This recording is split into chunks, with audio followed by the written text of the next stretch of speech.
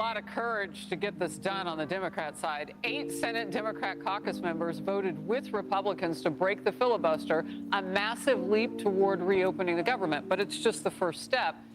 And those Senate Dems have sparked a fire of rage, igniting a civil war among members of their own Democratic Party. So they are taking some heat now for the decision they made to put the country and suffering Americans ahead of their own politics. This is Outnumbered. I'm Harris Faulkner. Here with my co-host, Kayleigh McEnany, also joining us today, Kennedy, host of the Kennedy Saves the World podcast, Cheryl Casoni, Fox Business anchor and host of American Dream Home on Fox Business, and David Asman, rounding out the contention of Fox Business with us today. And we are really, really grateful to have him. Well, welcome on into another episode of the Healthy Discussion Show. Giving you guys breaking news just yesterday, and I put it on my post, stating that the Senate have just decided on some form of a bill. They passed a law, or they came to some form of conclusion about this government shutdown. And I'm here to tell y'all, right?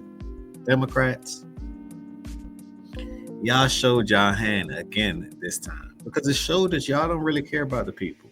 Now, Trump said when he said, hey, we can open back up the government. Let's hurry up and come to some form of agreement. Y'all was so worried about Obamacare and tax credits and everything else, right? So which means that y'all cared more about your policy instead of caring about what the people actually wanted. So y'all waited 36, 37 days in order to deliberate and thought y'all was going to get what you wanted. And the people still suffer. These are the federal workers, the flight attendants, the TSA. So it just makes me think, Democrats, come to the front of the line, please. Come to the front of the line. Because it just makes me think. And it makes me know y'all really don't care. Y'all only care about y'all agenda. And y'all don't mind using the people as the sacrificial lamb. Sacrifice. Sheeps. That's what it seems like to me. But leave your thoughts down below. I really want to know what you think about this one. This is another episode of the Healthy Discussion Show. Smash that like button, subscribe to my channel. Let's get into it. All right. Well, the U.S. Senate voted 60-40 to pass the GOP's revised spending package overnight. And again, it's the first step in a series of procedural events, which could take days. We pray that it won't. The 8 members of the Democrat caucus who voted with Republicans are either retiring, so they basically had nothing to lose, or not facing re-election in 2026. Sunday night's Senate vote is only further exposing divisions among the Dems. We are going to fight legislatively. Now, you know what they say when the family feuds, you begin to break all the rules. Y'all are fighting within y'all same circle, which means that y'all are imploding. This attack is coming from the inside. Democrats, y'all have to do better than this. Y'all must. Because I know next election coming, y'all are losing it. You don't have nothing to stand for. You have nothing to stand for. Now people want to point the finger. It's Trump. Trump the reason why this is going on. Trump the reason why. Y'all don't understand how parliaments work. Yes, the president has some form of influence on things, but he still has to go through the courts. And yes, the president is the person you're supposed to blame for these things. But when you dig into the details, it's like, this is a bipartisan issue. And one party don't want to come to the table, or they so worried about getting a certain segment funded that really doesn't make sense.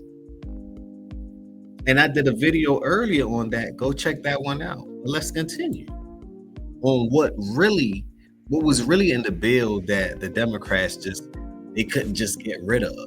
They just couldn't get rid of it. Fight back home, fight in the courts, and bring this fight in the elections. I think there's going to be a lot of very angry people out there in this country. I know there will be a lot of angry people out there in this country, having watched just a handful of Democrats join with Republicans. There's no way to defend this. What this Senate is about to do is make a horrific situation even worse. Bernie Sanders, please stop, because everyone knows your agenda. Just stop while you're ahead. Stop while you're ahead. Let me know y'all thoughts about Bernie Sanders. Okay, you know why he's so angry, Chris Murphy, right? Because he didn't get what he wanted in this whole, I don't know, extortion move. Well, it doesn't stop there. Democrat politicians are voicing their concerns. Wah, wah. That's what I think about the Democrats. Wah, wah. We don't get what we want, so wah, wah. We're gonna shut the whole world down and have a temper tantrum because we don't get what we want. Wah, wah. Wake up. We're all adults here. Stop acting like kids. We're all adults here, and you're playing with people's lives. Now, money being furloughed, people messed up on their paychecks, everything else. They have to stand in food lines and everything else. This is still going to have some form of effect on people, though they still getting back pay, but still. Yet still, and I'm sure they're going to learn their lesson from this one. At least I hope that they do, because some people just like it. Some people love getting treated badly. And I feel for those people, but yet, sorry, not sorry. Right. Over X, calling last night's vote a mistake, something they will not support, even going as far as calling Senate Minority Leader Chuck Schumer no longer effective, and saying that he should be replaced. Airlines, which have been dealing with the brunt of the fallout outside of the 42 million people who need food aid, that is.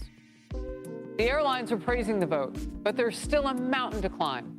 Flights canceled, federal workers not getting paid, SNAP recipients still not getting their food assistance benefits. Transportation Secretary Sean Duffy says the issues from the shutdown are not going away immediately. No.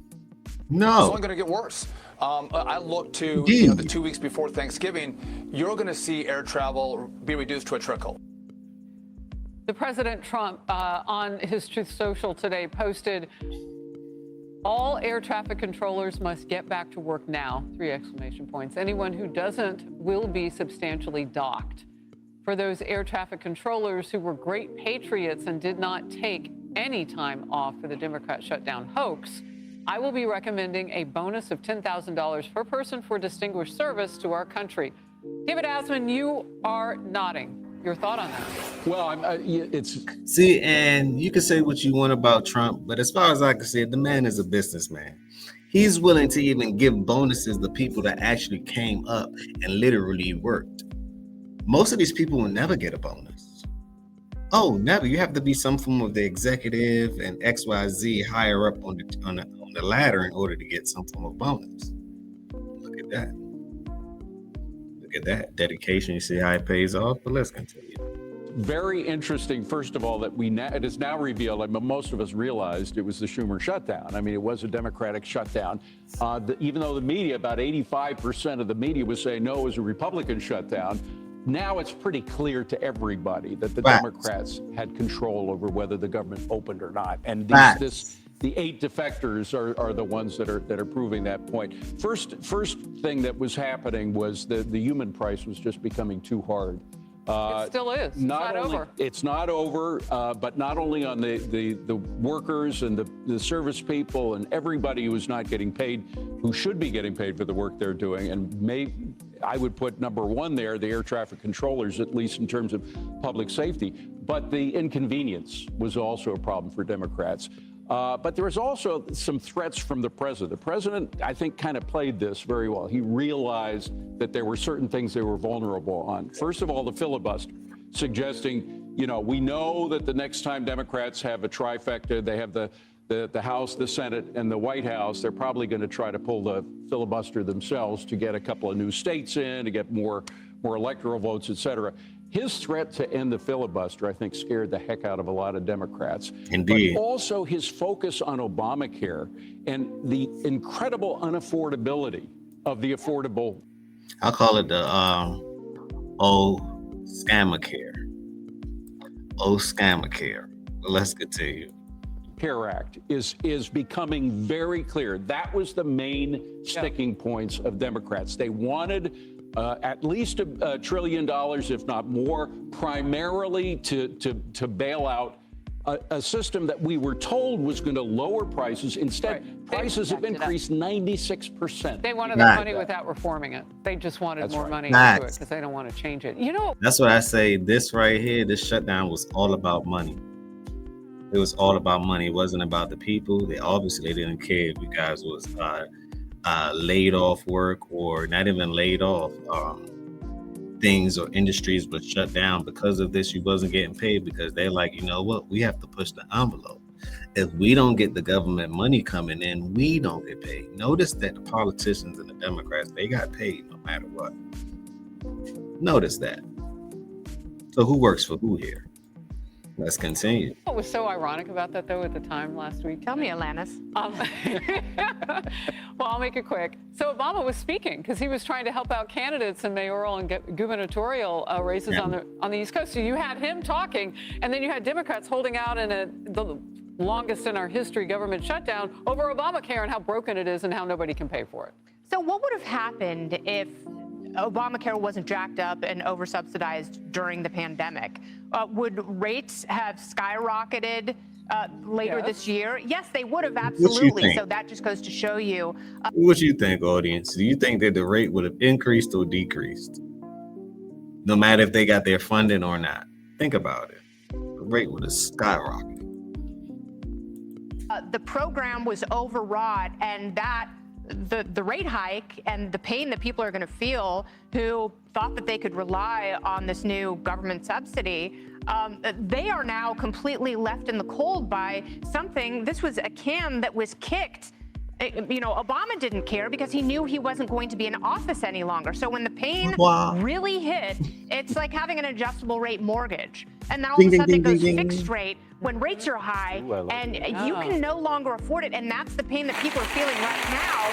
But what the Democrats are proposing is just more government. So every time we have more government in one of these horrific hybrid programs, somehow it gets more and more costly. And the only fix when you have too much government for them is more government. Hakeem Jeffries is running around saying, you know, we have an affordability crisis. People can't afford everything. Well, maybe their taxes are too damn high because they're paying for broken programs. Like the rent in New York, remember him? Exactly right. All right. A column in the New York Times is arguing that before the Senate Dems decided to cave last night, quote, Dems were on a roll, so why stop now? The piece explains, though, Democrats were winning this one. Polls showed that most voters blamed Republicans, not Democrats. And that's the fact. Most people are going to blame the red, but the blue had all the control in the world. That's what people don't know.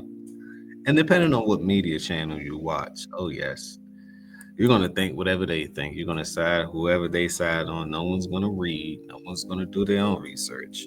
The world has become very lackadaisical, and we all know this to be true. That's for the current shutdown. And last week's Democrats wrecked Republicans in the elections, and Trump blamed his party's losses in part on the shutdown. Democrats were riding higher than they have been in months.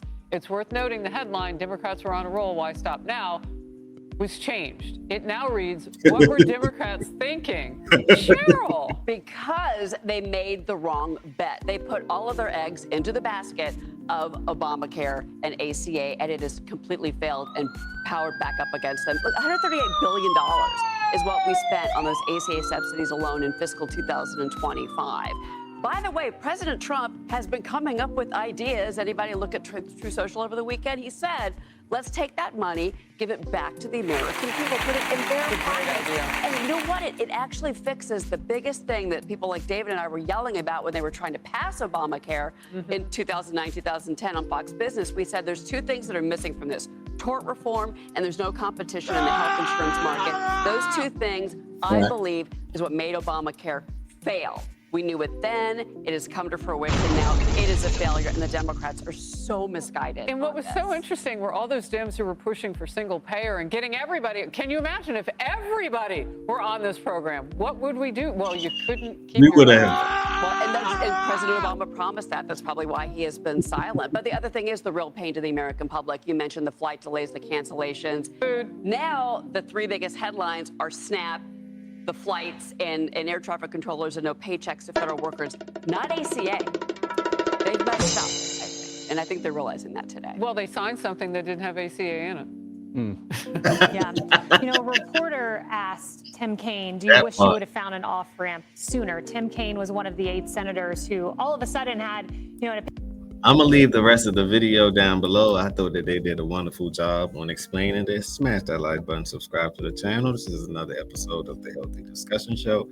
You guys know how I like to end it. Positivity over negativity always.